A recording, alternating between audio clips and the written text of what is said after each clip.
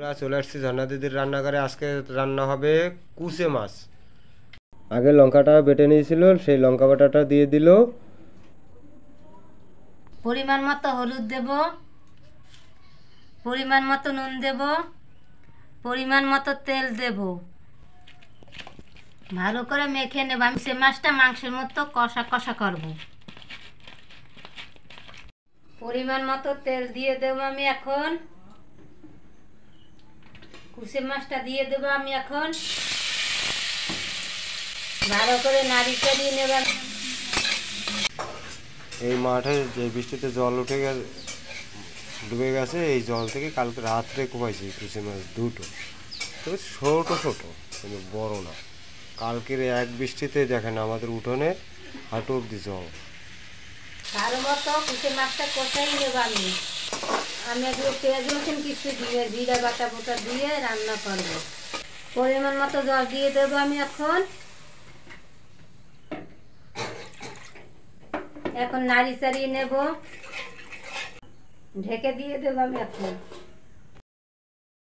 কুচে মাছটা কেমন হয়েছে? হ্যাঁ, কি সুন্দর কুচে মাছটা হয়ে গেছে সেদ্ধ। কুচে মাছটা এখন আমি নামিয়ে নেব। কুচে মাছটা নামিয়ে নিছে। মতো তেল দিয়ে দেব, কয়টা সাদা জিরে দিয়ে দেবো। এখন আমি দুটো তেজপাতা দিয়ে দেব। ভালো করে নাড়ি চাড়িয়ে নেব। কুচি মাছটা আমি এখন ধরে দেব। মিট মশলাটা আমি এখন দিয়ে দেব। এটা মাংসের মতোই খেতে লাগবে স্বাদ। মাংসের মতোই করলাম।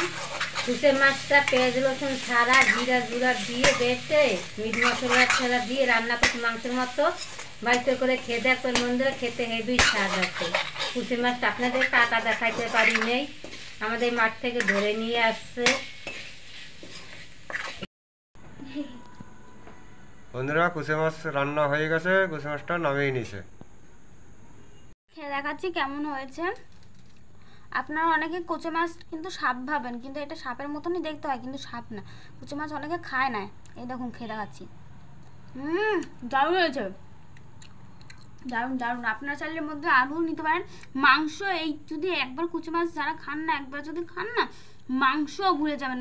মাংস একদম ভাল লাগবে না, এই কুচে মাছই ভালো লাগবে খালি মুখে। আর কুচে মাছের রক্তও হয়, কিন্তু কুচে মাছ খাওয়া ভালো।